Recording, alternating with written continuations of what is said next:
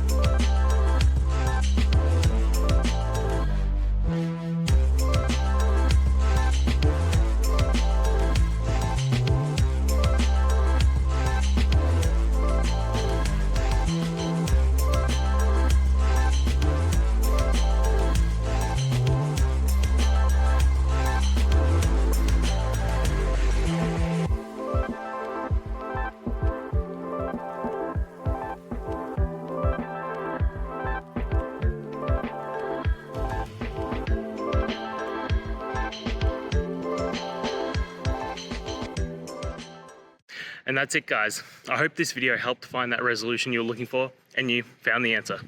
Guys, please hit subscribe if it helped, and I'd really appreciate it. I'll see you next time on another one of these technical videos. Have a good one.